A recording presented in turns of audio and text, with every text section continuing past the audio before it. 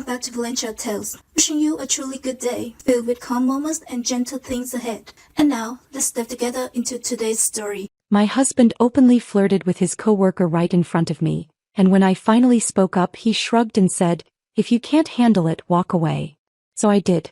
And later that night I made a choice he never imagined, one that reminded me exactly who I am and what I refuse to tolerate. If you can't handle me talking to a colleague without getting insecure about it, maybe you should just walk away. My husband Levi said those words to me at a charity gala in front of dozens of people. His colleagues, his boss, the woman he'd been sleeping with for 7 weeks. His hand was still resting on her lower back when he told me to leave. Her name was Sienna. She was 26, blonde, his direct report at work. And she was smiling. "I'm Hazel. I'm 33 years old. And I'm about to tell you what happened when I actually took my husband's advice and walked away, and what I did next that he never saw coming. But let me back up 6 weeks because that's when I started noticing the signs I'd been ignoring for months. I'm a senior accountant at a non-profit auditing firm in Phoenix. I'm good with numbers, good at finding discrepancies, good at spotting when something doesn't add up. My job is literally to look at financial records and find the holes people try to hide. So it's almost funny, painful but funny, that I missed the holes in my own marriage for as long as I did. Levi and I met at a networking mixer when I was 27. He was 29, a sales director with one of those smiles that made you feel like you were the only person in the room. He actually listened when I talked about tax law, which most people's eyes glaze over at. He didn't blink when I ordered the expensive Pinot Noir. He made me laugh during a conversation about depreciation schedules, which I didn't think was possible. We got married a year later in a ceremony his mother planned down to the napkin colors. Cream with gold trim, very tasteful, very expensive. We bought a renovated craftsman house in Arcadia with both our names on the mortgage. The kind of place with original hardwood floors and a backyard pool that made our friends comment goals on every photo. For the first few years we were good. Not perfect, nobody's perfect, but solid.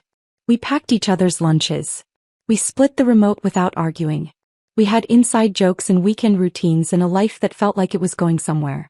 People called us a power couple. Dual income, no kids yet, the Instagram-ready existence that collected heart emojis from college friends I hadn't seen in years. But somewhere around year 4, things started shifting in ways I didn't have words for yet. The man who used to ask about my day stopped asking. The man who used to kiss me goodbye in the morning started leaving for work before I woke up. Our conversations became transactional. "Who's picking up groceries? Did you pay the electric bill? I'll be home late tonight." I told myself it was normal. That marriage is mature. That passion fades into comfortable routine, and expecting butterflies after 6 years was unrealistic. I was lying to myself. But I didn't know that yet. It started with his phone. Levi had never been protective of it before. He'd leave it on the counter while he showered, toss it on the couch during movies, hand it to me if mine was dead and I needed to look something up. Then one Tuesday morning in late July, I woke up and noticed it face down on his nightstand. Not just set down casually, but positioned deliberately so the screen wasn't visible. When I picked it up to check the weather, something I'd done 100 times before, I found it locked with a password I didn't know. "New security protocol at work," Levi said when I asked over coffee that morning. He didn't look up from his toast. "Company got hacked last month. IT's making everyone use biometrics and complex passwords. Big hassle, but they're serious about it." It sounded reasonable. Everything Levi said always sounded reasonable. That's what made him good at sales. He could make anything sound logical, necessary, like you were the paranoid one for questioning it. But then came the pattern I couldn't explain away as easily. Late nights. Wednesdays and Fridays specifically. Like clockwork. Around 5 p.m. my phone would buzz with a text. "Client dinner running late. Don't wait up." Never with details about which client or which restaurant. Never an invitation for me to join. He'd come home around 10 or sometimes later, smelling like wine and something floral that definitely wasn't my perfume. Something lighter, younger, more expensive than anything I wore.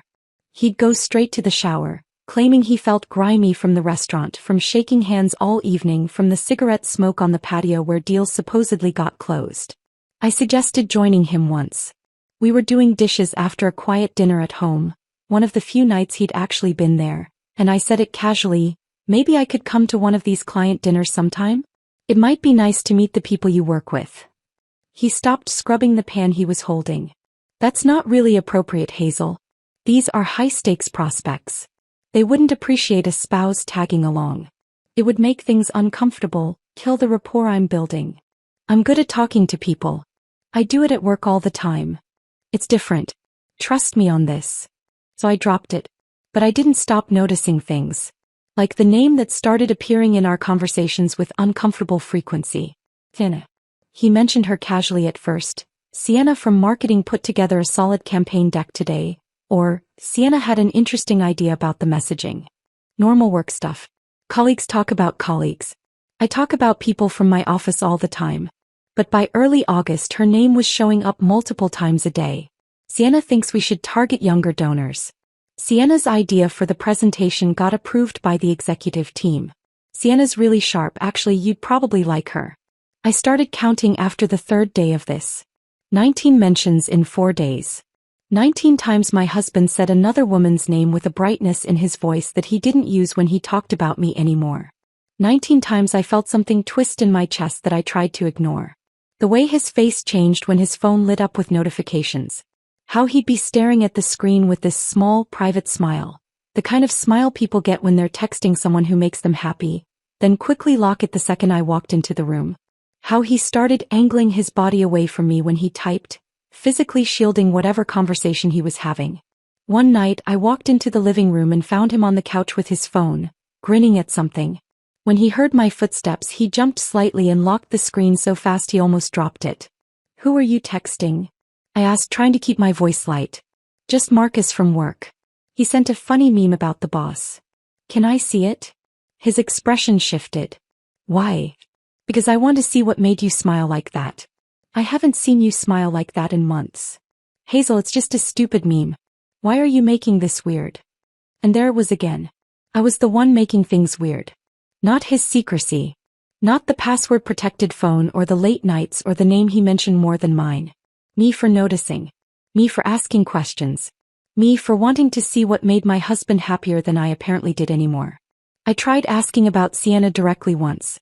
We were eating takeout Thai food in front of the TV because we'd stopped sitting at the actual dinner table months ago, and I said it as casually as I could manage. "This Sienna you mention a lot. How long has she been with the company?" Levi's entire body went rigid. "Why are you asking?" "Just curious. You talk about her quite a bit."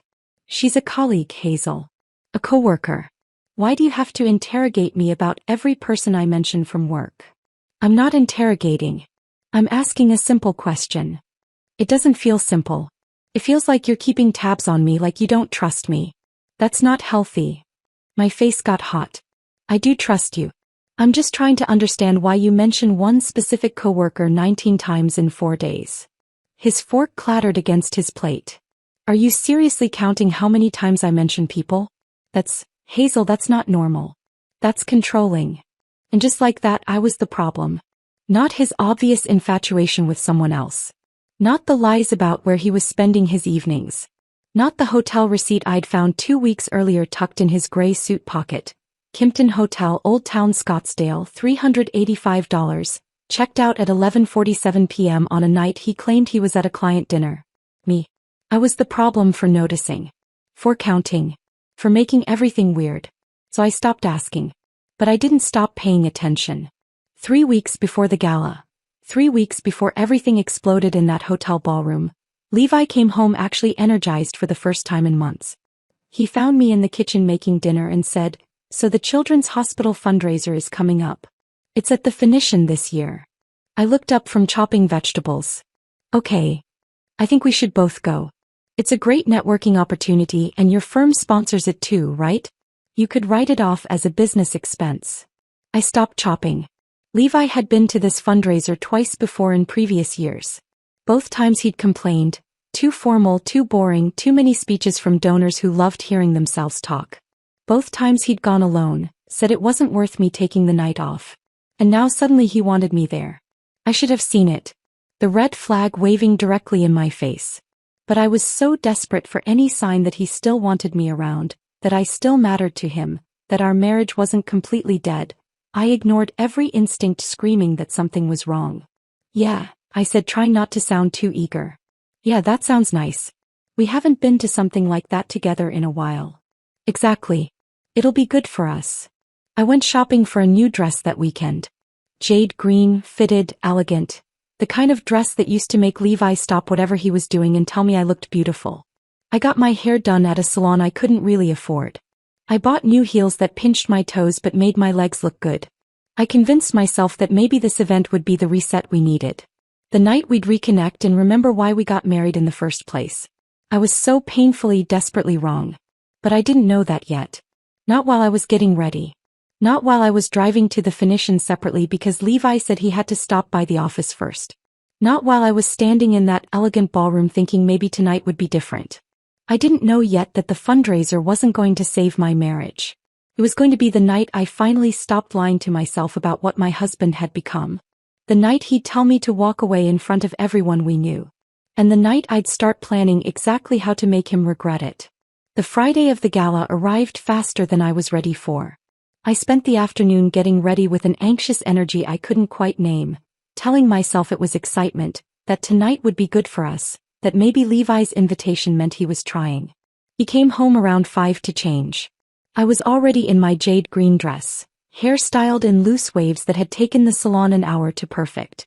I waited for him to notice, to say something, to give me any indication that he saw me. He walked past me toward the bedroom without a word. "You look nice," I offered, watching him pull his suit from the closet. "Thanks," he said absently, checking his phone. I stood in the doorway while he changed, watching him adjust his tie in the mirror for what must have been the 4th time. He tilted his head, smoothed down the fabric, checked his profile from both angles. More attention than he'd given me in months. "So, should we leave around 6:30? I asked. He didn't turn around. "Actually, I need to stop by the office first. Last-minute tweaks to a presentation I'm giving Monday. You should just go ahead and I'll meet you there." Something cold settled in my stomach. "We're going to the same place. Why don't I just wait and we can go together? Because I don't know how long it'll take and I don't want you sitting in the car waiting for me. Just go ahead. I'll be there soon." He sprayed cologne. Too much of it, the scent filling our bedroom in a way that felt aggressive. Then he grabbed his keys and wallet, kissed the top of my head without looking at me, and left. I heard his car start in the driveway, heard him pull away. I stood there in our bedroom alone, wearing a dress I'd bought to save my marriage, and felt something crack inside my chest. 20 minutes later I drove to the Phoenician resort by myself. The valet line was long, couples arriving together, the women's hands tucked into their husbands' elbows, laughing about something as they walked toward the entrance. I handed my keys to the attendant and walked in alone, clutching my small purse like it might anchor me.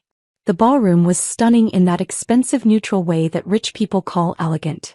Cream walls, gold accents everywhere, massive chandeliers hanging from the ceiling reflecting light off polished marble floors. Waiters in black vests circulated with trays of champagne. A string quartet played something classical in the corner that I didn't recognize. Small clusters of people stood talking, everyone dressed in their best, everyone performing the social dance of charity fundraisers. I pulled out my phone and texted Levi, "I'm here. Where are you?" The response came 30 seconds later. "Be there soon." That was it. "No, sorry for making you arrive alone." "No, you look beautiful tonight." Just 2 words and nothing else. I wandered toward the silent auction tables, pretending to be fascinated by the items up for bidding. A weekend getaway package to Sedona. A signed basketball from some Suns player I didn't recognize. A private cooking class with a local chef. I stared at the bid sheets without really seeing them, feeling increasingly foolish in my jade dress that suddenly seemed like it was trying too hard. Like I was trying too hard. 20 minutes passed. Then 30. I checked my phone twice. No new messages. I texted him again, "Are you close?" No response. I was about to call him when I spotted him across the ballroom. He'd arrived without telling me, without looking for me, without any acknowledgement that his wife was standing alone at a charity event he'd insisted we attend together. And he wasn't alone. He was deep in conversation with a woman I recognized from his company's website. One of those professional headshot pages where everyone looks polished and accomplished. Tina. The name I'd heard 19 times in 4 days. The name that made his voice brighten in a way mine didn't anymore. She was younger than I expected. Mid-20s, probably not even 30 yet. blonde highlights that caught the chandelier light perfectly, like she'd planned it. Wearing a red dress that walked the line between professional and provocative, fitted but not too tight. Sophisticated but deliberately sexy. The kind of dress that announced she knew exactly what she looked like and exactly what effect it would have. But it wasn't her appearance that made my stomach drop. It was the way Levi was looking at her. He was leaning in when she spoke, his body angled toward hers, giving her his complete attention in a way he hadn't given me in months. Maybe longer. She said something and he laughed, not the polite chuckle he'd been giving me for the past year, but a real laugh, head thrown back, genuine enjoyment. The laugh I used to make him do before everything got comfortable and then cold. Her hand was on his forearm. I watched it land there casually like it had done this 1,000 times before. Watched it rest there for 3 full seconds, I counted, before sliding away. Then a minute later it was back. Touching his shoulder this time while she leaned in to whisper something that made him grin. I stood frozen near the silent auction tables, unable to move, unable to look away. Every touch felt deliberate. Every laugh felt intimate. Every moment I watched felt like a small knife sliding between my ribs. Other people were noticing too. I caught 2 women I vaguely recognized from a previous company event exchanging glances, then looking at me with expressions that might have been pity. A man standing near the bar, older, distinguished, probably someone's boss, was watching Levi and Sienna with raised eyebrows, like he was witnessing something inappropriate but couldn't quite decide if he should intervene. Then Marcus appeared beside me. I remembered him from a summer barbecue at Levi's boss's house. Nice guy, quiet, worked in operations or logistics or something. He positioned himself deliberately between me and the view of my husband flirting with his coworker. "Hazel, right?" he said, voice aggressively cheerful. "Great to see you again. Have you checked out the silent auction? Some really interesting items this year." He was trying to distract me. Trying to spare me from watching what everyone else was clearly seeing. It was kind. It was also humiliating. "Yeah," I managed. "I was just looking. That Sedona package looks amazing. My wife and I went there last spring. Beautiful hiking, great restaurants. Totally worth it if you can get it for a reasonable bid." I nodded, pretending to listen, but my attention kept pulling back to Levi and Sienna across the room. Marcus kept talking about hiking trails and red rocks, filling the silence with words that didn't matter, and I appreciated it even as it made me want to disappear. After 10 minutes of this painful kindness, I made a decision. I was done hiding at silent auction tables. I was done being protected by near strangers who felt sorry for me. If Levi wanted to parade his affair in front of everyone we knew, then I was going to make him look me in the eye while he did it. I grabbed 2 glasses of champagne from a passing waiter and walked straight toward them. Sienna saw me first. Her eyes flicked to me, and for just a second, I saw irritation flash across her face. Annoyance at the interruption, at the wife showing up to ruin whatever moment they were having. Then her expression smoothed into professional politeness, the mask sliding into place so fast I almost doubted I'd seen the real reaction underneath. "Hazel," Levi said, accepting the champagne I handed him without making eye contact. Without thanking me. Without acknowledging that I'd been waiting alone for 45 minutes while he laughed with another woman. "This is Sienna from marketing. Sienna, my wife. Not, my wife Hazel. Not, Hazel, who I'm lucky to be married to. Not even, this is Hazel. Just, my wife. A category, a title, a role I fulfilled rather than a person he loved." Sienna extended a manicured hand, her smile perfectly practiced. "Oh, I've heard so much about you." The lie was so transparent it was almost funny. Levi never talked about me at work. I knew because his colleagues had stopped asking how I was at these events. When someone's name never comes up in conversation, people stop inquiring. They just do. "Nice to meet you," I said, shaking her hand briefly. Then I tried to join their conversation. I really tried. Over the next hour, I attempted 4 separate times to be part of whatever discussion they were having. Each time, Levi either talked over me mid-sentence or Sienna would pivot to some inside joke about the office. Something about a presentation gone wrong, about their boss's terrible golf stories, about the new hire who couldn't figure out the coffee machine. Things deliberately designed to exclude the wife who didn't belong. When I mentioned that some of the silent auction items looked interesting, Levi actually sighed. Audibly. Like I was a child interrupting adult conversation with something trivial and annoying. Sienna touched his shoulder and leaned in, whispering something I couldn't hear. He grinned, that private, intimate grin that used to be reserved for me, and whispered something back. She laughed, her hand lingering on his arm. I stood there holding my champagne, invisible. Irrelevant. A prop in someone else's story. After 90 minutes of this, something inside me finally broke. Not dramatically. Just quietly, like a bone cracking under pressure it was never meant to hold. I interrupted them mid-sentence. Levi, I'd like to leave soon. I'm not feeling well. He looked at me like I'd announced I was setting the building on fire. No. We just got here.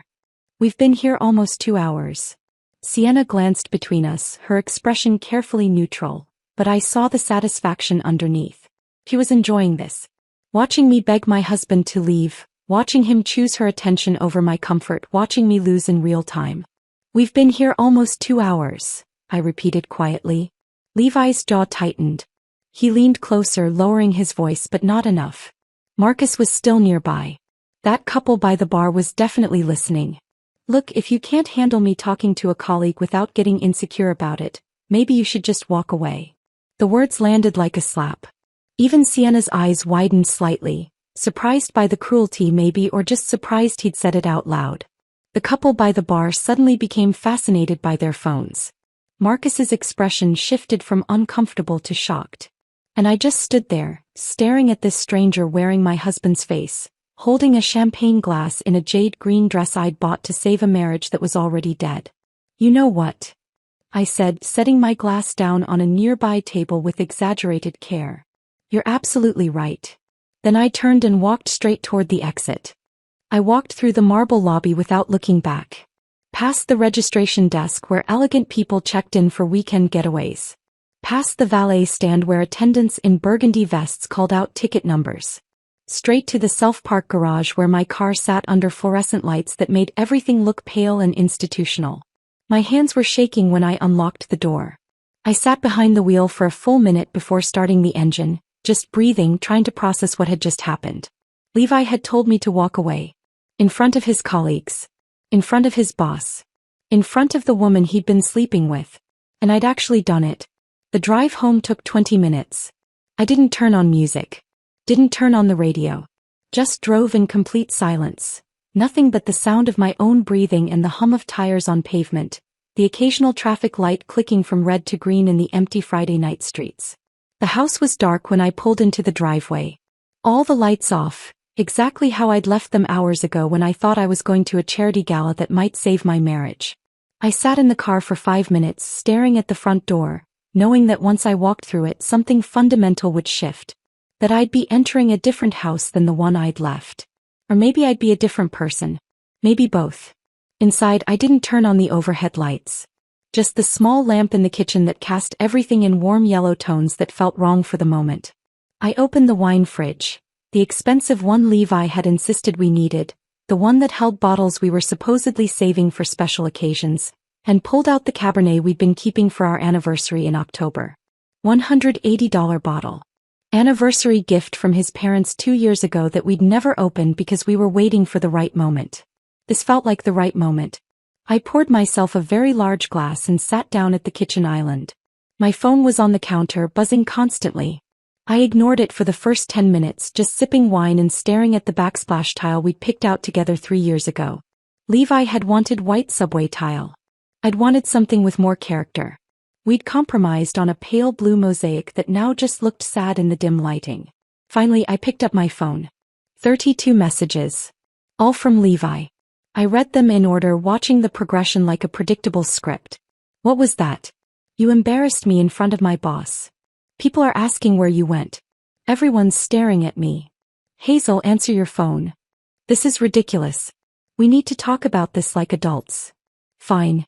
Ignore me. But you made a scene and now I have to deal with the fallout. Then about 20 messages in, the tone shifted from defensive anger to something that resembled panic. Are you home? I'm getting worried. Please just let me know you're okay. People are asking if everything's alright. I don't know what to tell them. And finally, the last few messages landed on forced concern. I'm leaving now. We need to talk when I get home. Are you okay? I'm worried about you. Not once did he apologize. Not once did he acknowledge what he'd said or how he'd said it. Not once did he take responsibility for telling his wife to walk away while his mistress watched. I set the phone down and took another sip of wine. It was good wine. Probably wasted on this moment, but I didn't care. What Levi didn't know, what he'd never bothered to notice because he was too busy with Sienna, was that I'd been documenting everything for 3 weeks. Not because I was planning to leave him. Not because I knew for certain he was cheating. But because some instinct I didn't fully understand had told me to pay attention, to keep records, to build a case I didn't yet know I was building. It started small. A credit card charge that didn't make sense. $247 at a restaurant I'd never heard of. The Mission, some upscale place in Old Town Scottsdale. The date was a Wednesday in mid-July, one of those nights Levi had texted to say he'd be late because of a client dinner. I'd been annoyed but not suspicious. Client dinners happened. That was his job. But then I'd looked closer at the itemized receipt that came through our email, because Levi, efficient salesman that he was, forwarded all business expenses to our shared account for tax purposes. 2 entrees. 2 desserts. A bottle of wine that cost more than our monthly water bill. And the timestamp, 9:47 p.m. What client dinner lasted until almost 10 on a Wednesday night? I'd screenshotted it. Filed it away in a folder on my phone I'd labeled receipts, because that sounded mundane enough that Levi would never question it if he happened to see it. Then came another charge. Kimpton Hotel, Old Town Scottsdale. $385. Also on a Wednesday. I'd found the actual receipt in his gray suit pocket, the one he'd forgotten to empty before I took it to the dry cleaner. Room charge, not just restaurant or bar. Someone had rented a room. I'd stood in our bedroom holding that crumpled thermal paper, reading it 3 times to make sure I understood what I was seeing. Checked out at 11:47 p.m. The same night he'd come home smelling like wine and floral perfume. The same night he'd gone straight to the shower. The same night he told me he was exhausted from closing a big deal. I'd photographed the receipt.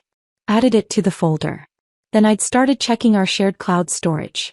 The one we used for household documents, for photos, for the automatic backup of emails that Levi had set up years ago and then completely forgotten about. And there they were. Hotel receipts forwarded to his email. Dinner charges at expensive restaurants. All on Wednesdays and Fridays. All for 2 people. All during the same weeks he'd been coming home late claiming client dinners and important meetings. I downloaded everything. Created a spreadsheet with dates, locations, amounts. Accountant brain taking over, organizing the evidence into something clear and undeniable. Then 2 weeks ago I'd seen the text notification flash across his locked phone screen. He'd been in the shower, phone sitting on the bathroom counter, and it had lit up with a message preview before the screen went dark. Last night was perfect. When can we do it again? The message disappeared after 15 seconds. Some auto-delete feature he must have set up. But I'd seen it. I'd seen enough. That's when I'd hired the private investigator. Her name was Diane Fletcher. I'd found her through a discreet Google search at work during my lunch break, using incognito mode like I was doing something illegal. She had good reviews, a professional website, and a tagline that said, "Answers you can trust." I'd called her from my car in the office parking lot. "I think my husband is having an affair," I'd said, voice surprisingly steady. "I need to know for sure." She hadn't asked unnecessary questions. Hadn't made me justify why I suspected. Just took down the details. Levi's name, his workplace, his schedule, the patterns I'd noticed. She'd quoted me a price that made me wince but seemed worth it for the truth. "I'll have a preliminary report for you in 5 days," she'd said. 5 days later, the morning of the gala, she'd emailed me a PDF file with a subject line that just said, "Fletcher Investigation Report." I'd opened it in my car before going into work. Sat there reading page after page of surveillance notes, timestamps, photographs that made my hands go numb. Levi and Sienna had been sleeping together for 7 weeks. Every Wednesday evening client dinner was actually the Kimpton Hotel in Old Town Scottsdale. Same room, practically same time, like they had a standing reservation.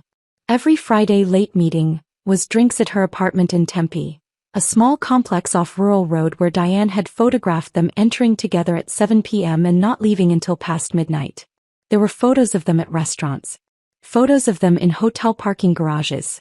Photos of Levi's hand on Sienna's lower back, of them laughing together, of them kissing in his car before driving to separate locations. All of it documented with brutal, professional efficiency.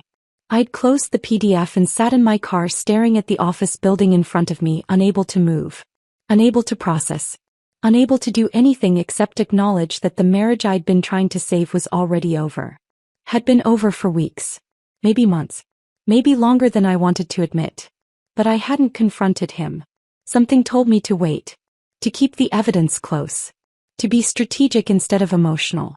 Now, sitting in my kitchen drinking anniversary wine while waiting for Levi to come home and expect forgiveness, I opened my laptop and logged into our joint bank account.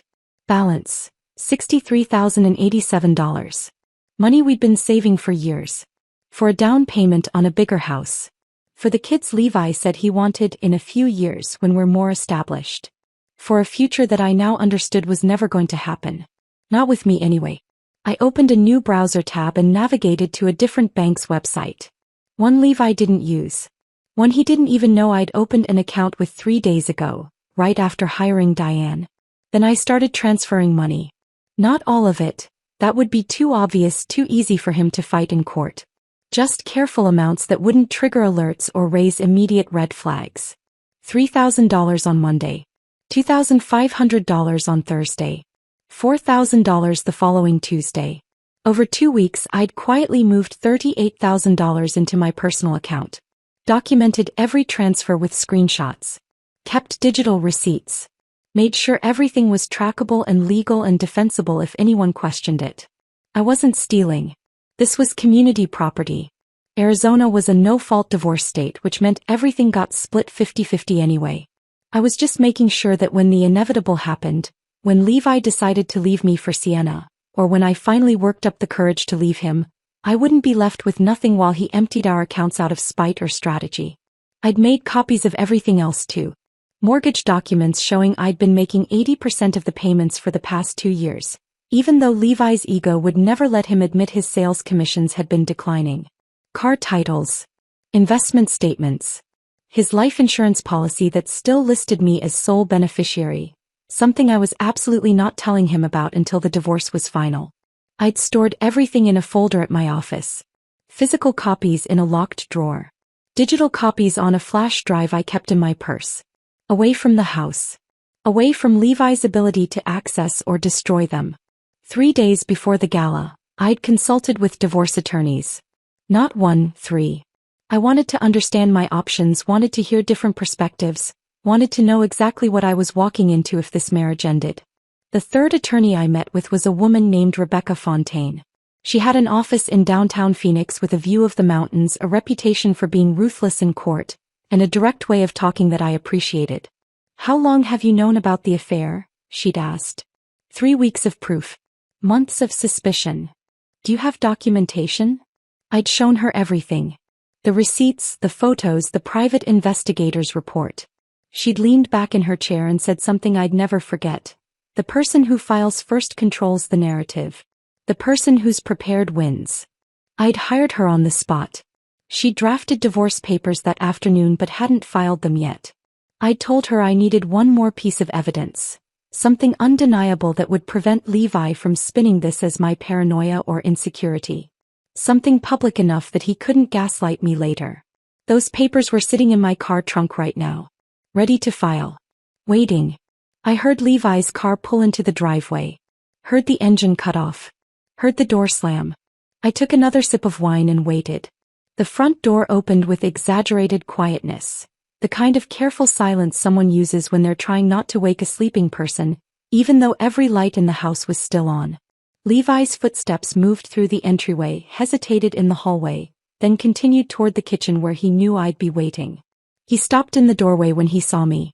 I was sitting at the island with my wine glass, my laptop open in front of me, and an expression that I later realized must have looked disturbingly calm. Almost serene.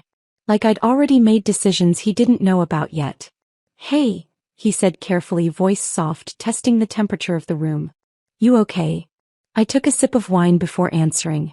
Let the silence stretch just long enough to make him uncomfortable. "I'm fine." He shifted his weight from one foot to the other, loosening his tie with one hand.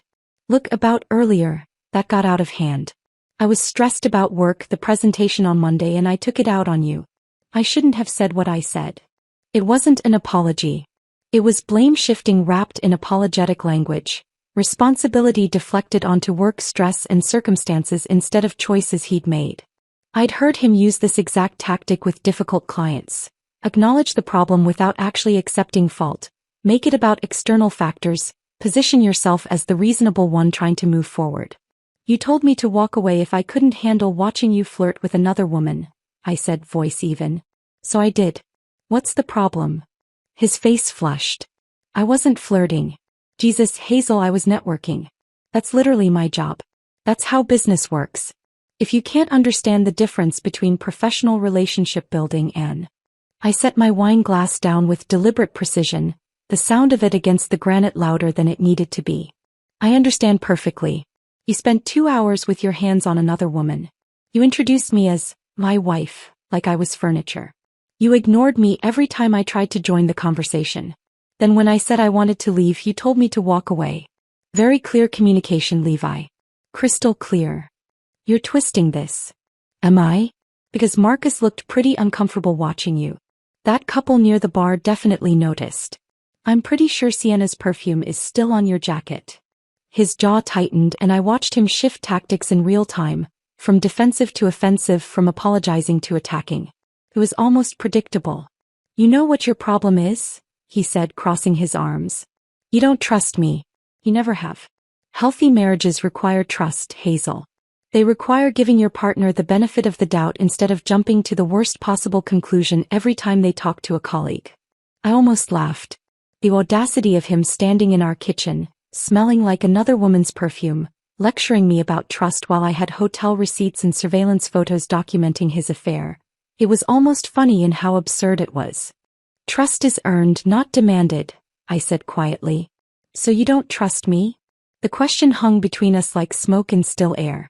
I looked at him for a long moment, really looked at him, at the man who used to make me laugh at networking events, who'd promised to build a life with me, who'd become this stranger defending his right to humiliate me in public while sleeping with his coworker. Should I asked.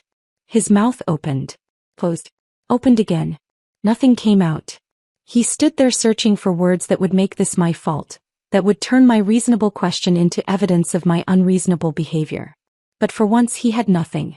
The silence stretched for 10 full seconds before he turned and walked toward the stairs. I heard his footsteps heavy on the hardwood, heard the bedroom door close. Not quite a slam, but close enough to communicate his frustration. I sat there alone in the kitchen finishing my wine and realized I felt nothing. No guilt for making him uncomfortable. No urge to follow him upstairs and smooth things over. No desire to be the peacemaker who apologized for having feelings about being disrespected. Just cold, clear certainty about what needed to happen next. I opened my laptop and pulled up my contacts. Found Marcus's number. We'd exchanged information at that summer barbecue months ago. One of those polite, let's keep in touch gestures that usually goes nowhere. I'd saved it under Marcus Levi's work, and never used it until now. At 12:47 a.m. I typed out a text. Hey, sorry to bother you late. Can we talk? I hit send before I could second-guess myself, then set my phone down and waited. Part of me expected no response. It was almost 1 in the morning, he was probably asleep, he might not even want to get involved in whatever drama he'd witnessed at the gala. But 3 minutes later my phone buzzed. Of course. Everything okay? I called him. He answered on the second ring. Hazel. Yeah. I know it's late. I'm sorry. I needed to talk to someone who saw what happened tonight. Don't apologize. I'm glad you called. His voice was kind, concerned in a way that made my throat tighten. Are you okay? Not really. But I will be. We talked for 40 minutes. I sat at my kitchen island in the dim light, voice low so Levi wouldn't hear me upstairs. And Marcus told me everything I'd been suspecting but hadn't wanted to believe. He'd suspected the affair for weeks. Maybe longer. He'd seen Levi and Sienna leaving the office together on Wednesday evenings when most people had already gone home. Noticed how they'd linger in the break room, how their conversations would stop abruptly when someone else walked in. How Sienna would touch Levi's arm during meetings, not just casual touches but lingering ones, intimate ones. How Levi would lean into her space, how they'd whisper to each other, How they had this whole language of inside jokes and meaningful glances that excluded everyone else. I wasn't sure if I should say anything, Marcus admitted. I kept thinking maybe I was reading too much into it, maybe they were just close colleagues, maybe it wasn't my place to get involved. I didn't want to be the guy who ruins someone's marriage over a hunch. But tonight changed that? Yeah. Tonight was, Hazel, what he did to you in front of all those people was wrong. The way he treated you, the way he dismissed you, the way he told you to leave while she just stood there watching. I couldn't stay quiet after that. You deserve to know the truth. My eyes burned, but I didn't cry. I'd done enough crying over the past few weeks. Thank you for telling me. There's something else. He paused and I heard him take a breath like he was steeling himself. I have photos. From last Wednesday. I was working late on a project. Budget analysis that was due Thursday morning, and I saw them leaving together around 7. Levi said something to her that made her laugh, and the way she looked at him, it just felt wrong. So I followed them. My hand tightened around my phone. Where did they go? Kimpton Hotel in Old Town. They walked in together. I waited in my car for a while thinking maybe it was some kind of work meeting, maybe I was being paranoid. But they didn't come out. Not for hours. So I took some photos, just to have proof if it turned out to be what I thought it was. They finally left around 10:30. Separate cars, but I saw him kiss her in the parking garage before they drove away. I closed my eyes, feeling something settle in my chest. Not surprise, not shock, just the weight of confirmation. Can you send them to me? Already done. My phone buzzed with incoming messages. I opened the first photo and felt my breath catch despite knowing what I was going to see. Levi and Sienna entering the hotel lobby together. His hand was on her lower back. Not a casual guide, but possessive, intimate. The timestamp read 7:18 p.m. Her head was tilted toward him, smiling at something he'd said. Second photo. Them leaving at 10:33 p.m. Her hair was messier than it had been going in. His tie was gone. They both looked satisfied, relaxed, like they'd spent the evening doing exactly what I knew they'd been doing. Third photo. Levi kissing her in the parking garage. Not a peck on the cheek. A real kiss, his hand cupping her face, her body pressed against his. I stared at the photos for a long time, zooming in on details I didn't really need to see but couldn't look away from. The way she touched his chest. The way he smiled at her. That real, genuine smile I hadn't seen directed at me in months. Hazel, you still there? Yeah, I said, voice steadier than I expected. I'm here. I'm really sorry. I know seeing those can't be easy. Actually, it's easier than you'd think. Because now I'm not crazy. Now I'm not the paranoid wife who couldn't handle her husband talking to a colleague. Now I have proof. What are you going to do? I looked at the photos again, feeling something cold and crystalline settle in my chest. Not heartbreak. That had happened weeks ago, probably months ago if I was honest with myself. This was something else. Clarity. Purpose. The kind of focused determination that comes when you finally stop questioning yourself and start taking action. I'm filing for divorce tomorrow, I said. This morning, actually, since it's already past midnight. Silence on the other end. Then quietly, good. He's an idiot. You deserve so much better than this. I know I do. We talked for a few more minutes. Marcus offering to be a witness if I needed one, giving me the contact information for his wife who'd been through a divorce and might have attorney recommendations, just being kind in a way that reminded me there were still decent people in the world. After we hung up, I immediately forwarded all the photos to Rebecca with a message. File first thing this morning. Serve him at his office during his 9 a.m. team meeting. I want everyone to see. Her response came through 2 minutes later. She was apparently awake too. Consider it done. This is going to be very satisfying. I set my phone down and sat in the quiet kitchen for a moment, just breathing. Then I stood up, walked to the wine fridge and pulled out the bottle of champagne we'd been saving for our 10-year anniversary. Expensive French champagne his parents had given us as a wedding gift, the kind you're supposed to save for milestone celebrations. This felt like a milestone. I didn't bother with a glass. Just opened the bottle. The cork popped satisfyingly loud in the silent house, and carried it outside to the backyard. The pool lights were still on, casting rippling blue patterns across the patio. I sat down on one of the lounge chairs and took a long drink straight from the bottle. Tasted like freedom. And somewhere upstairs, Levi was sleeping, completely unaware that by 9 a.m. his entire life was going to implode. I stayed up until almost 3 in the morning, sitting in the backyard with that champagne bottle, watching the pool lights create patterns on the water that looked like they were moving even though everything was perfectly still. Eventually I went inside, climbed the stairs and paused outside our bedroom door. I could hear Levi snoring, deep, regular breaths of someone sleeping soundly, unburdened by guilt or consequences. I slept in the guest room. Didn't bother with pajamas, just lay down on top of the covers in the clothes I'd worn to the gala that felt like it had happened years ago instead of hours. I didn't really sleep. Just closed my eyes and waited for morning. At 6:30 a.m. I heard Levi's alarm go off. Heard him moving around in the bedroom, shower running, closet doors opening and closing, the familiar sounds of his morning routine. I stayed in the guest room until I heard him go downstairs, then got up and went to the bathroom to wash my face. I looked terrible. Eyes puffy, makeup smudged, hair tangled. I didn't care. When I came downstairs, Levi was in the kitchen making coffee. He glanced at me and I saw him register that I'd slept in the guest room, but he didn't mention it. Just poured coffee into his travel mug, added the specific amount of cream and sugar he always used, screwed the lid on tight. He was whistling. Actually whistling some tune I didn't recognize while he gathered his keys and wallet and phone from the counter. Like last night had been a minor disagreement we'd already moved past. Like telling your wife to walk away in front of dozens of people was just something that happens sometimes. No big deal, life goes on. He thought he'd won. That I'd sulked in the guest room, that he'd stood his ground about his networking, that this morning everything would reset to whatever dysfunctional normal we'd been living in for months. He had no idea what was about to happen. He walked over and kissed the top of my head, not my lips, not even my cheek, just a perfunctory kiss on my hair like I was a child or a pet. "Have a good day," he said in that absent tone people use when they're not really present, when they're already thinking about something else.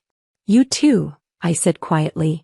I watched from the kitchen window as he backed out of the driveway in his silver sedan. Watched him pause at the stop sign at the end of our street.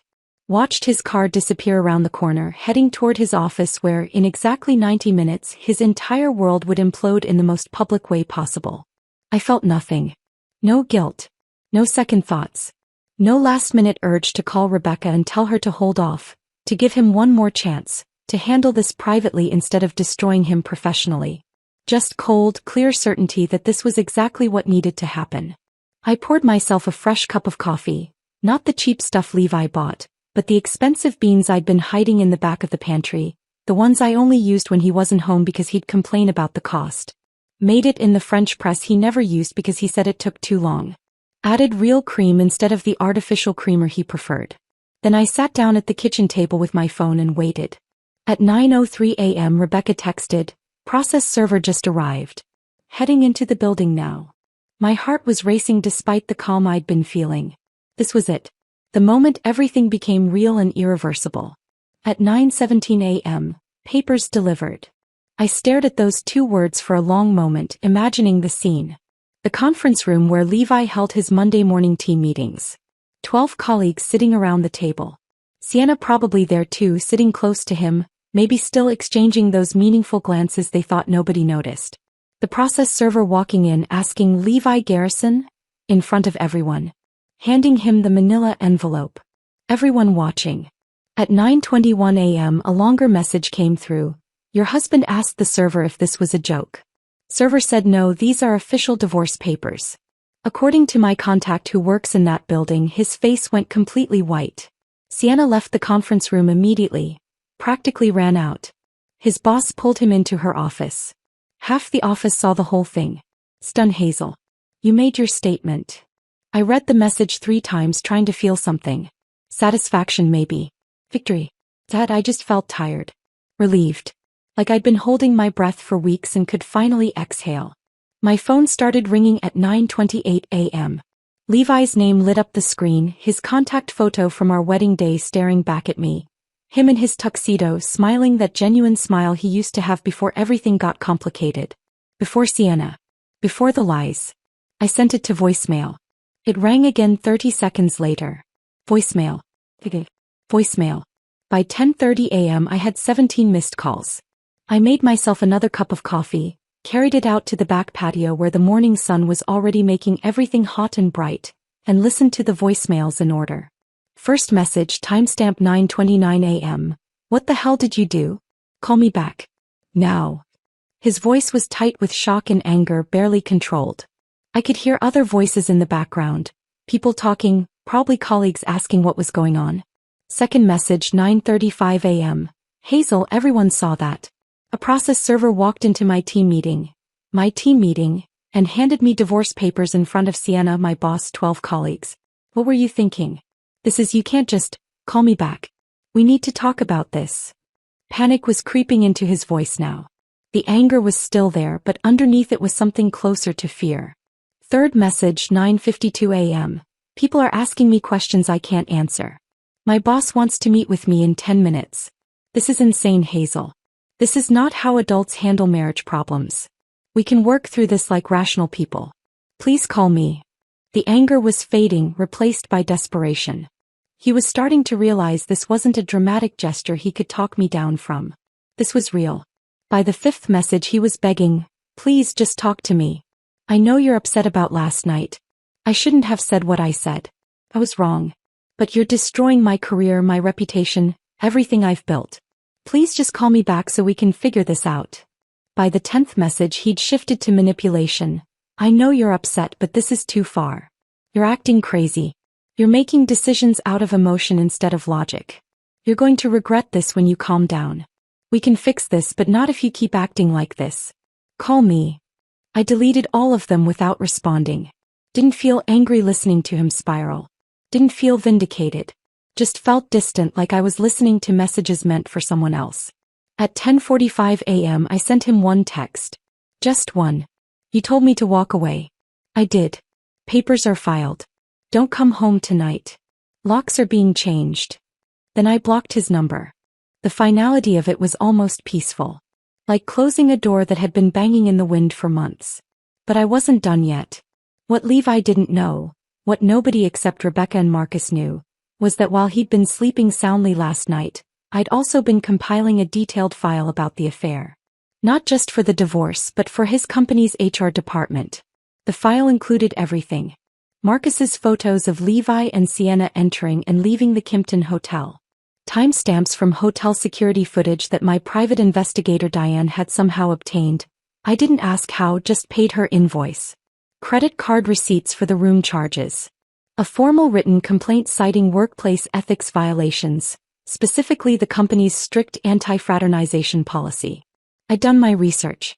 Their company had a zero-tolerance policy for managers having romantic relationships with direct reports. It was in the employee handbook, in the ethics code they all signed annually, in the training modules they had to complete. Levi was Sienna's direct supervisor.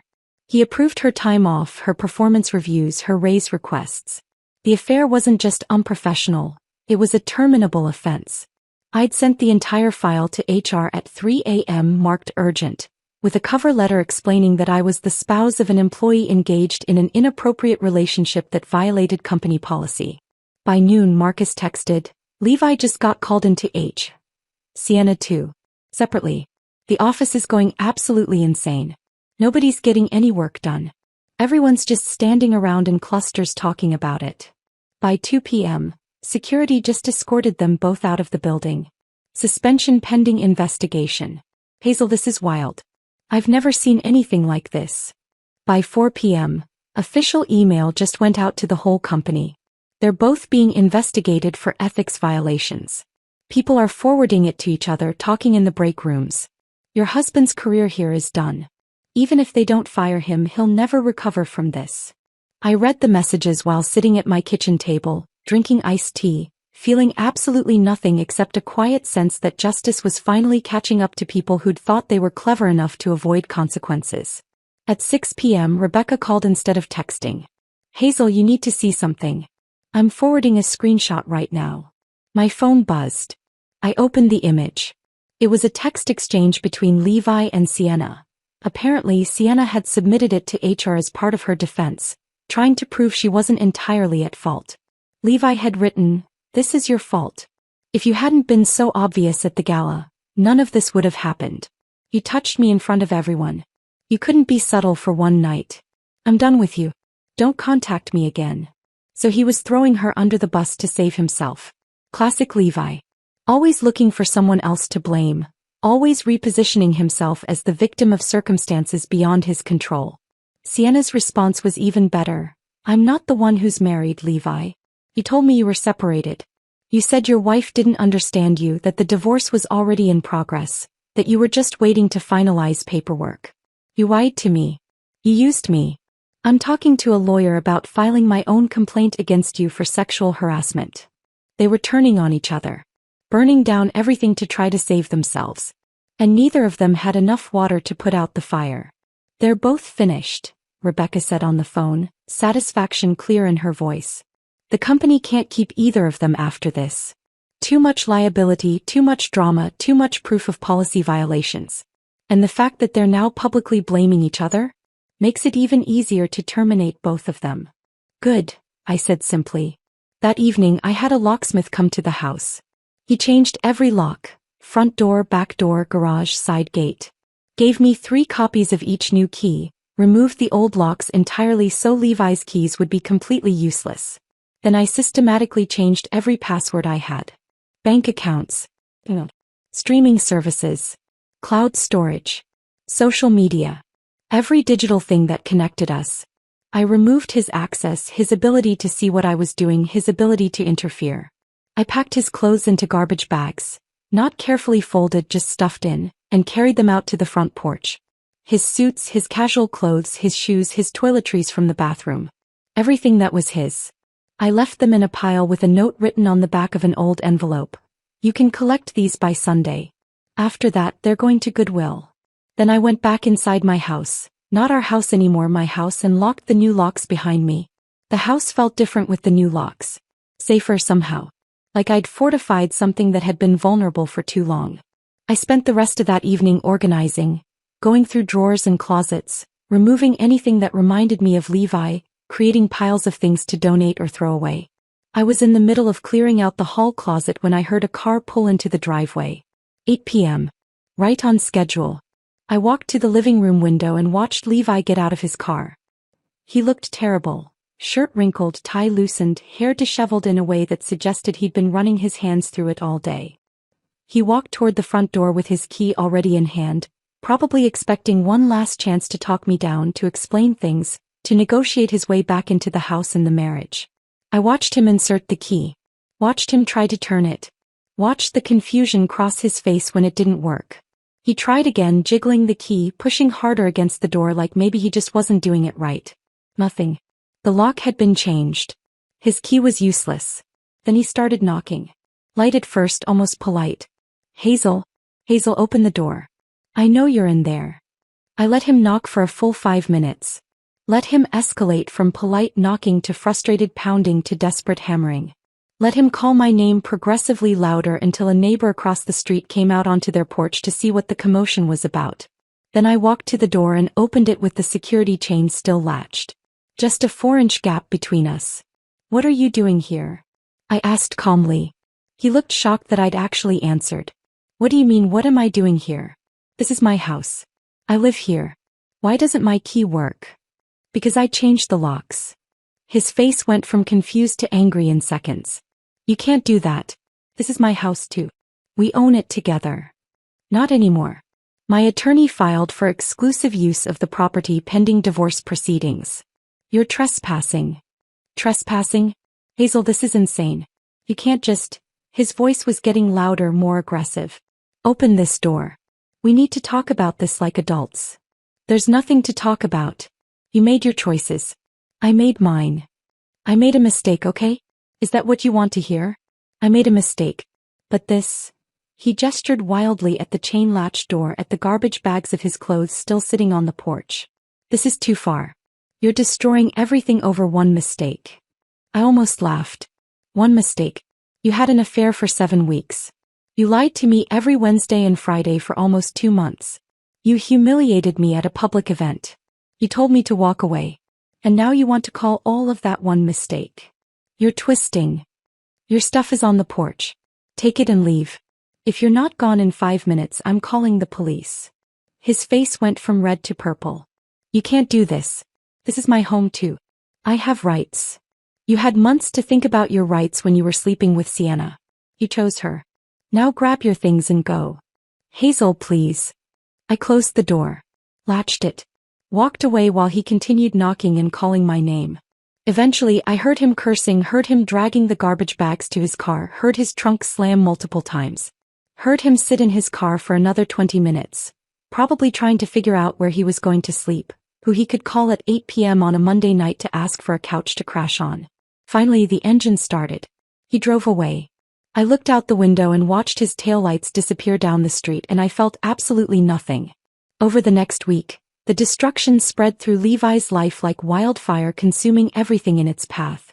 Marcus kept me updated, not because I asked but because he seemed to think I deserved to know how thoroughly Levi's world was imploding. HR concluded their investigation by Wednesday.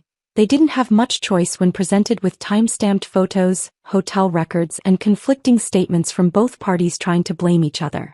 On Wednesday morning, exactly 1 week after I'd served him with divorce papers, Levi received his termination notice. Fired for ethics violations, for having a romantic relationship with a direct report, for creating a hostile work environment, for bringing disrepute to the company. The letter cited multiple policy violations and ended his employment effective immediately with no severance package. Sienna was terminated the same day. Marcus forwarded me the company-wide email, carefully worded to avoid legal issues but clear enough that everyone understood what had happened. 2 employees had been terminated for violating the company's ethics code and anti-fraternization policy. An investigation had found evidence of an inappropriate relationship between a manager and his direct report. The company took these matters seriously and had zero tolerance for such behavior. But that wasn't even the most damaging part for Sienna. Turns out this wasn't her first office affair. She'd been sleeping with another married executive 6 months before Levi, a VP in sales who'd quietly resigned when his wife found out. The company had swept it under the rug then, but now with a pattern emerging they wanted to make a statement. They wouldn't tolerate employees who made a habit of inappropriate workplace relationships. Both their careers in Phoenix were essentially over. Word spread fast in our industry. Companies talk to each other, HR departments share information about problem employees, reputations get destroyed in email chains and phone calls that nobody admits happened. I knew it was spreading because people at my own office started treating me differently. More sympathetic. More careful. Like I was fragile and might break if they said the wrong thing. My boss, Jennifer, pulled me aside Tuesday morning. Hazel, I heard about what happened. I'm so sorry. If you need time off, just say the word. We can cover your accounts. I'm fine, I said. Actually, I'd rather work. Keeping busy helps. She nodded, understanding in her eyes. If you change your mind, the offer stands. And if there's anything else you need. I'm okay. Really. My closest colleague, Amanda, brought me coffee Thursday morning without being asked. Set it on my desk with a sympathetic smile and didn't mention why. Just squeezed my shoulder and went back to her cubicle. People knew. They were being kind. And I appreciated it even though it made me feel exposed in a way I wasn't entirely comfortable with. But I didn't need time off. I needed routine. I needed numbers that made sense and problems that had solutions and work that existed completely separate from the chaos of my personal life. Levi tried everything to reach me that week. He sent emails from his personal account, long rambling messages that alternated between apologizing and blaming me for overreacting. I blocked his email address after the third one. He called from different numbers, probably borrowed phones from friends or maybe new burner phones he'd bought specifically to get around my blocks. I sent every call to voicemail, deleted the messages without listening to them. On Thursday afternoon he showed up at my office building. I was at my desk working on a compliance audit when Amanda rushed over, voice low and urgent. Hazel, your husband is downstairs in the lobby. Security called up asking if you want to see him. My hands stopped moving on the keyboard. Tell them no. Tell them to escort him out and not let him back in. Are you sure? He seems. I'm sure. Please. She nodded and went back to her desk to call down. 5 minutes later, Marcus texted, Levi just got escorted out of your building by security. He's sitting in his car in the parking lot. Want me to call the police? I responded, no. He'll leave eventually. He did. An hour later, his car was gone. On Friday morning, Levi's mother called. I saw her name on my screen and almost didn't answer. Patricia had always been kind to me, had welcomed me into their family, had treated me like the daughter she'd never had. But she was also Levi's mother, and I knew whose side she'd take. I answered anyway. "Hello, Patricia." "Hazel, sweetheart." Her voice was shaky, tearful, desperate. "Please, we need to talk." "I don't think there's anything to talk about. Levi told me everything. He made a terrible mistake. A terrible, stupid mistake. But you can't throw away 6 years over one mistake. He loves you. He's absolutely devastated." I took a slow breath, steadying myself. "Patricia, with all respect, Levi didn't make one mistake. He had an affair for 7 weeks. He lied to me every Wednesday and Friday for 2 months. He humiliated me in front of his colleagues. And when I confronted him about it, he told me to walk away. So I did. I respected his wishes." Silence on the other end. Then quieter. "He's my son, Hazel. He's falling apart. He's lost his job, his home, his marriage. Everything. I've never seen him like this. Then maybe he'll learn something from it. Is there nothing I can say to change your mind?" "Nothing at all. No. I'm sorry. I know this is hard for you and I know you love your son. But this is between Levi and me. And it's already over." She tried for another few minutes, pleading, reasoning, bargaining, offering to pay for couples counseling, suggesting we take time apart to think, asking if there was any way to fix this. I listened patiently and said no to everything. Finally, she gave up. "I understand. I don't agree, but I understand. You'll always be welcome in our home, Hazel. No matter what happens." "Thank you. That means a lot." After we hung up, I sat at my kitchen table staring at nothing for a long moment. That conversation had been harder than I expected. Patricia was collateral damage in this. Someone who hadn't done anything wrong but was suffering anyway because of her son's choices. My own parents had the opposite reaction when I told them everything. My mother called Sunday morning. I gave her the full story, the affair, the gala, the divorce papers, the terminations, all of it. When I finished, there was a long pause. Then she said 4 words that made me cry for the first time since the night of the gala. "We're proud of you." My throat tightened. Really? Really? You didn't make yourself small to keep a man who didn't deserve you. You didn't accept crumbs when you deserved the whole meal. You stood up for yourself. That takes courage. I wiped my eyes with the back of my hand. It doesn't feel courageous. It feels like surviving. Sometimes those are the same thing. Sunday afternoon, I was sorting through bank statements for Rebecca, organizing everything she'd need for the divorce proceedings, when I found something that stopped me cold. A $12,000 withdrawal from our savings account. Date, June 23rd. Memo line, ring purchase. I stared at it for a long moment, my brain refusing to process what I was seeing. We'd made that savings account for a house down payment. For our future together. And Levi had taken $12,000 out of it 2 months ago. For a ring. My hands started shaking. I pulled out my phone and called Rebecca. "Can you check something for me? I need to know if Levi purchased jewelry in late June. Specifically around June 23rd. Give me a few minutes." She called back 40 minutes later. Tiffany and Company at Scottsdale Fashion Square. June 23rd. 1 engagement ring. Purchase price, $11,847. The room tilted. I sat down hard on the kitchen floor, phone pressed to my ear, unable to speak. "Hazel, you still there?" "He bought her an engagement ring," I whispered.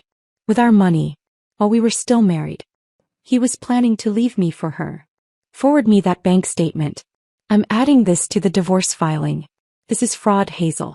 He used marital assets to finance an affair."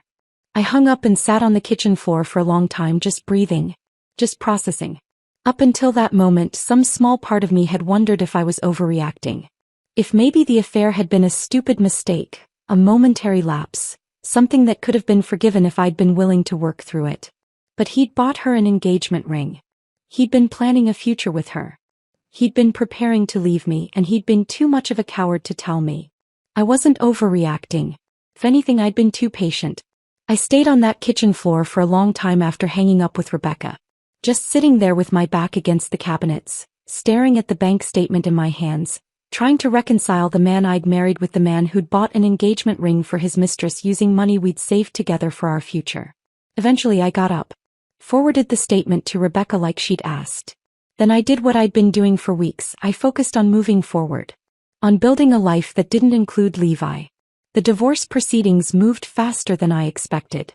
Arizona's no-fault laws meant we didn't have to prove wrongdoing or assign blame in court. We just had to demonstrate that the marriage was irretrievably broken, which wasn't difficult given that we'd been living separately for months and I had documentation of an affair that had cost both parties their jobs. We split everything 50-50 on paper. The savings account, the retirement funds, the equity in both our cars. But I kept the house. I'd been making 80% of the mortgage payments for the past 2 years anyway, even though Levi's ego had never let him acknowledge that his sales commissions had been declining while my salary had been steadily increasing.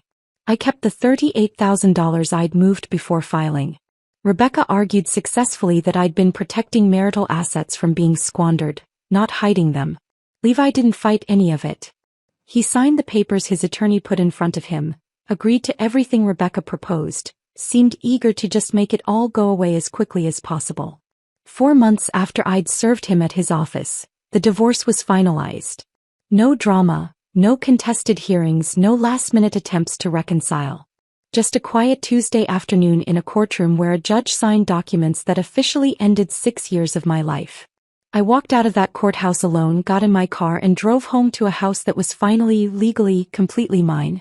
I should have felt something, relief, maybe, or grief, or at least some acknowledgement that a chapter had closed. That I just felt tired. Through Marcus, I heard updates about Levi's new life. He'd moved to Tucson, taken a sales job with a medical supply company at half the salary he'd been making in Phoenix.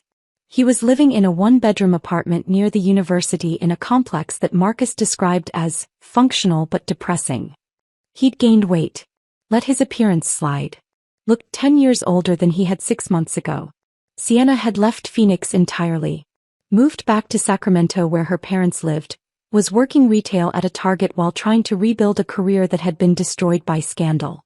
Her LinkedIn profile, which I'd looked at once out of morbid curiosity, showed no new positions, no recommendations, no activity at all beyond the Target job.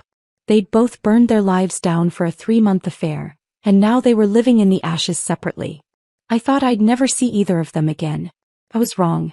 It was a Tuesday afternoon in late September, 4 months after the divorce was finalized.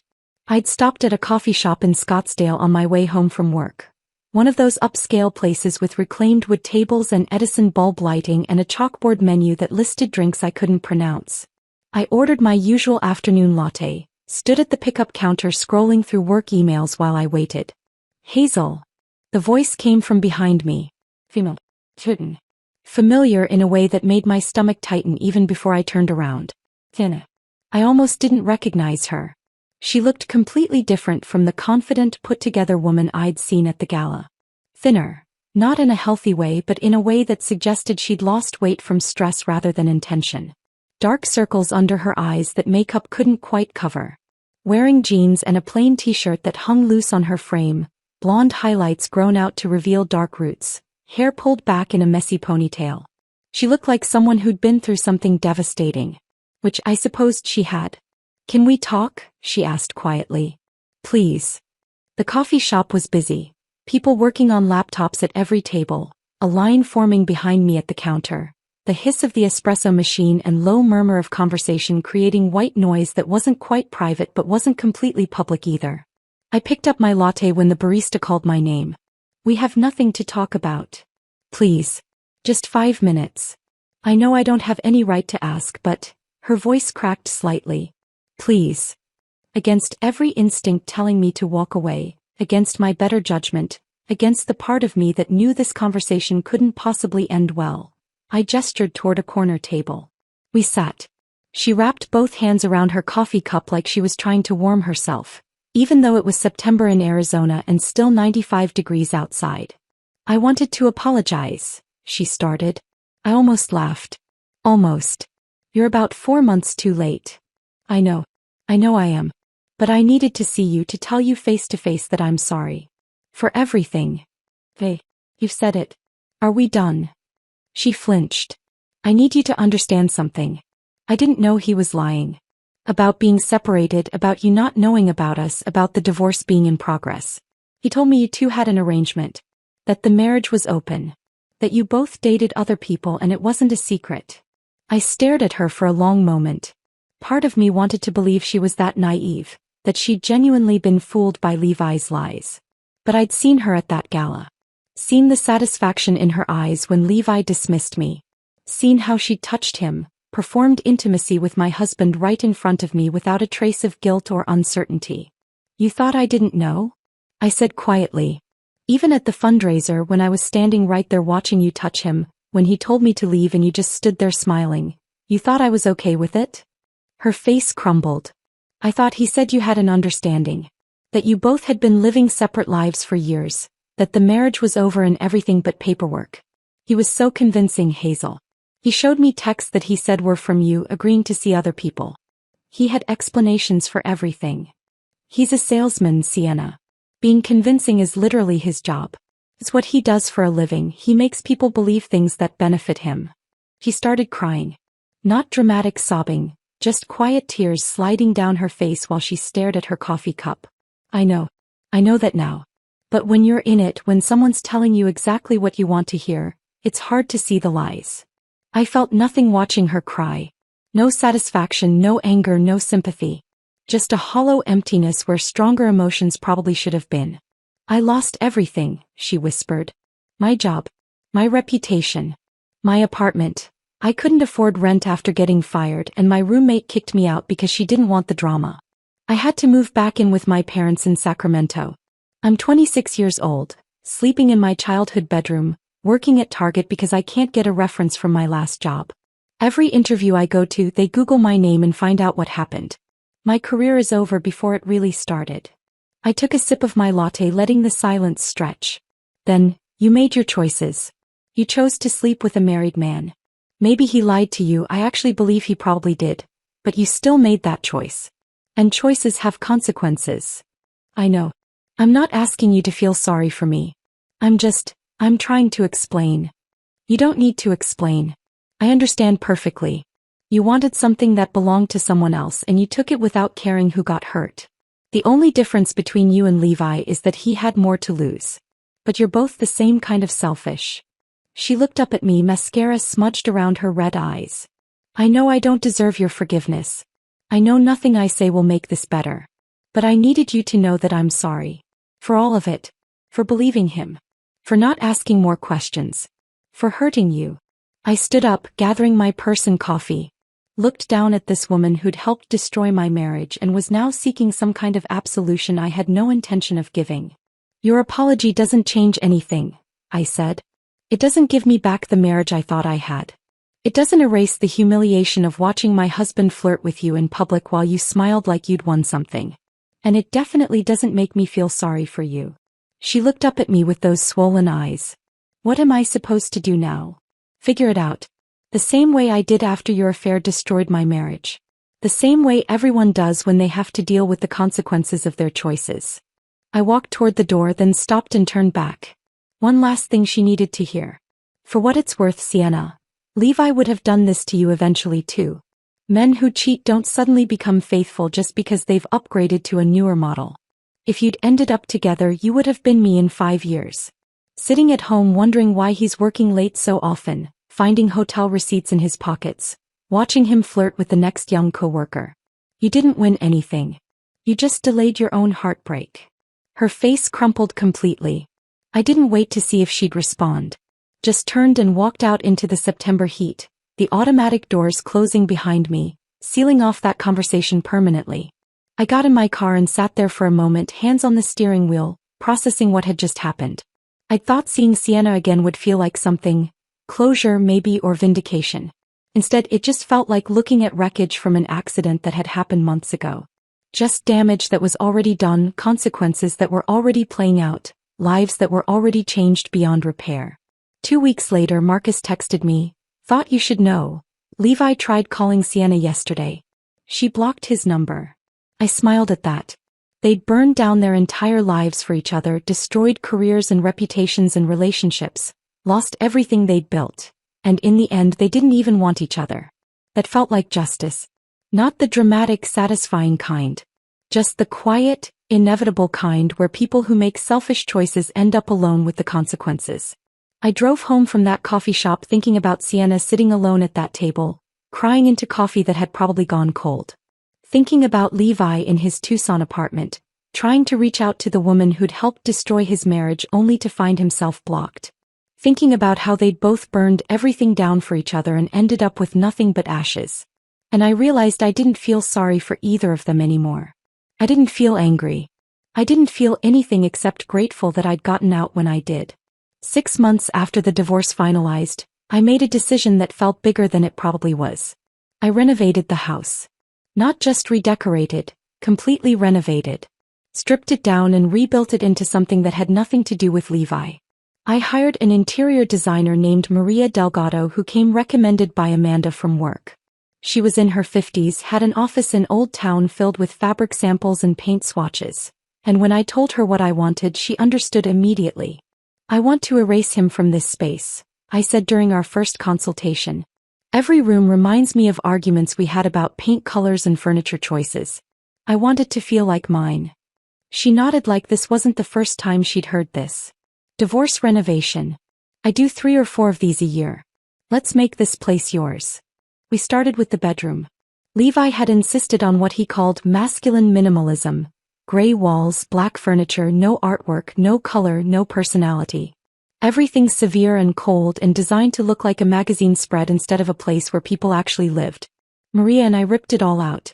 Painted the walls a warm sage green. Bought a 4-poster bed made of light wood with white linen bedding that looked like something from a boutique hotel. Hung framed photographs on the walls. Not of people but of places I wanted to visit. The Amalfi Coast. Japanese cherry blossoms. Irish countryside. Dreams that were mine alone. I filled the room with plants.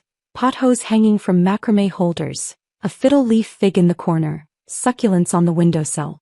Things that were alive and growing, that needed care and attention, that made the space feel less like a museum and more like a sanctuary. We renovated the kitchen next. Levi had wanted everything stainless steel and modern. I replaced it all with warmer brass fixtures. Open shelving instead of upper cabinets. A butcher block island where I could actually cook instead of just heating up takeout. His office. The room he'd spent hours in with the door closed, probably texting Sienna while I sat downstairs alone. I got rid of entirely. Turned it into a reading room. Floor-to-ceiling bookshelves on 3 walls. A window seat overlooking the backyard with cushions in deep blue. A comfortable chair with good lighting. A space that was entirely about peace and quiet and the pleasure of getting lost in stories that weren't mine. Every change felt like reclaiming territory. Like pushing out the ghost of a marriage that had never really worked and making space for a life that actually fit me. The renovation took 3 months and cost more than it probably should have. $42,000 by the time everything was done. But when Maria and I did the final walkthrough in late November, standing in the living room looking at warm cream walls and comfortable furniture and artwork that I'd chosen because I liked it, not because Levi had approved it, it was worth every dollar. This doesn't look like the same house, Maria said. That's exactly what I wanted. 2 months after the renovation finished in January, my boss Jennifer called me into her office. I'd been expecting a routine check-in. We did quarterly reviews and I figured this was just standard procedure. So I was surprised when she closed the door and gestured for me to sit with an expression that looked too serious for a routine check-in. Hazel, I'm promoting you to Senior Director of Operations. I blinked. What? You've been carrying this department for the past year. Especially the past 6 months since everything happened in your personal life. You've shown leadership and resilience that honestly impressed everyone here. The Henderson audit you led came in under budget and ahead of schedule. The Morrison Foundation specifically requested you for their next engagement. You've trained 3 junior accountants who are now billing clients independently. You've earned this. I sat there stunned, unable to process what she was saying. The position comes with a 30% raise, a corner office on the 5th floor and your own team of 4. You'll report directly to me. Congratulations. I don't know what to say. Jennifer smiled. Say yes. Then go celebrate. You've earned this, Hazel. So I said yes. The promotion meant longer hours sometimes. More responsibility. More pressure. Late nights reviewing teamwork, making decisions that affected other people's careers. Representing the company at client meetings where I was suddenly the most senior person in the room. But it also meant something else. It meant proving to myself that I was more than someone's discarded wife. That I was good at my job, better than good. That I was valuable independent of any relationship status. That my worth had never been tied to Levi's opinion of me, even though I'd forgotten that somewhere in the middle of our marriage. In October I did something I hadn't planned. I went to the Arizona Humane Society on a Sunday afternoon, told myself I was just looking, and left with 2 6-year-old cats. They were a bonded pair, Fig and Olive, already named by the shelter staff. Their previous owner had surrendered them because she was moving into a no-pet apartment. They'd been at the shelter for 3 weeks, overlooked because they were older and came as a package deal. Fig was gray and scraggly with one eye that didn't quite open all the way. Olive was orange with white paws and an attitude problem. They were completely uninterested in performing or being cute for potential adopters. When I sat down in the meet and greet room, Fig immediately climbed into my lap and started purring. Olive sat 3 feet away and judged me silently. I loved them immediately. They brought unexpected comfort to the house. The sound of them chasing each other at 3 a.m., racing through rooms with that chaotic energy cats have. The way Fig would curl up on my lap in the reading room while I worked through books I'd been meaning to read for years. How Olive would sit on the bathroom counter every morning, watching me get ready for work with an expression that suggested she found my routine deeply questionable. I started cooking again. Actually cooking from recipes I found online or in cookbooks I'd bought but never used. Trying things I'd wanted to make but never did because Levi was particular about food. Didn't like anything too spicy, didn't eat fish, refused to try cuisines he wasn't familiar with. I made Thai curry that left my kitchen smelling like lemongrass for 2 days. Mastered homemade pasta. Experimented with baking bread on Sunday mornings. Some of it turned out terribly. Some of it was amazing. All of it was mine. I joined a book club at the local library, 8 women ranging from their 30s to their 70s who met every other Thursday evening to discuss novels and drink wine and occasionally gossip about their lives. They knew I was recently divorced but nobody made it a big deal. Nobody treated me like I was broken or needed fixing. They just passed me wine and argued about whether the ending of our current book was satisfying or cheap. I started hiking again. Sunday mornings early before it got too hot, driving out to Camelback Mountain or Piestewa Peak or sometimes just walking trails in the McDowell Sonoran Preserve. Something I'd loved before I got married and had somehow stopped doing because Levi preferred sleeping in on weekends. I started dating again. Nothing serious. A coffee date with a tax attorney named David who made me laugh talking about the absurdities of tax code. Dinner with a high school teacher named Rachel I'd met through book club who was smart and funny and recently divorced herself. A few other dates that went nowhere but weren't bad, just 2 people trying to figure out if there was anything there. I learned what I liked without filtering it through someone else's opinion. Learned that I preferred hiking to sleeping in. That I actually enjoyed cooking when I wasn't trying to please someone else's palate. That I was more social than I'd realized. I'd just been with someone who made me feel like my need for connection was neediness instead of normal human behavior. A year after the divorce, almost to the day, I was sitting in my reading room on a Saturday morning. Fig was curled up beside me, purring in his sleep. Olive was somewhere else in the house, probably knocking something off a shelf. My coffee was getting cold on the side table while I lost myself in a novel. My phone buzzed. I almost ignored it but something made me check. Text from an unknown number. Hazel, it's Levi. I got a new phone. I know you blocked my other number. I just wanted to reach out and see how you're doing. I've been thinking about you a lot lately. About us. I made terrible mistakes and I'm sorry. I've done a lot of therapy this past year and I realize now what I threw away. Is there any chance we could talk? Get coffee? I'm not asking you to take me back, I just miss you and I'd like to see you. Please consider it. I read it 3 times. Waited for some feeling to surface. Anger, satisfaction, grief, vindication, anything. But there was nothing. Just a distant recognition that this person used to matter to me and now he didn't. I didn't respond. Just blocked the number, deleted the message and went back to my book. And that's when I knew I'd actually moved on. Not because I'd stopped being angry, that had happened months ago. Not because I'd forgiven him, I hadn't and probably never would. But because Levi's attempt to re-enter my life didn't even register as important. He'd become irrelevant. A chapter that was finished. A mistake I'd learned from. Nothing more. Sometimes late at night when the house is quiet except for the cats purring and the distant sound of the neighborhood settling into sleep, I think about that moment at the gala. When Levi told me to walk away, he'd meant it as a dismissal. A power play.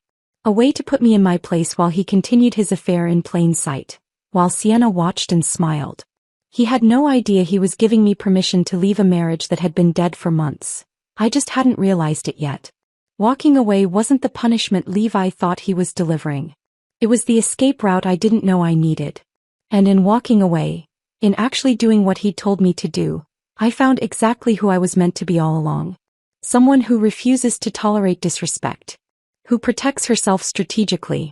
Who understands that sometimes the best revenge isn't dramatic confrontation or public humiliation. Sometimes the best revenge is simply living well while your betrayer watches their life implode from a distance you control. Levi told me to walk away. So I did. And I built a life so much better than the one I left behind that I never once looked back. If this story of calculated revenge kept you hooked until the very end, smash that like button right now. My favorite part was when Hazel had those divorce papers served during Levi's team meeting in front of everyone. What was your favorite moment? Drop it in the comments below. Don't miss more powerful stories like this. Subscribe and hit that notification bell so you never miss an upload.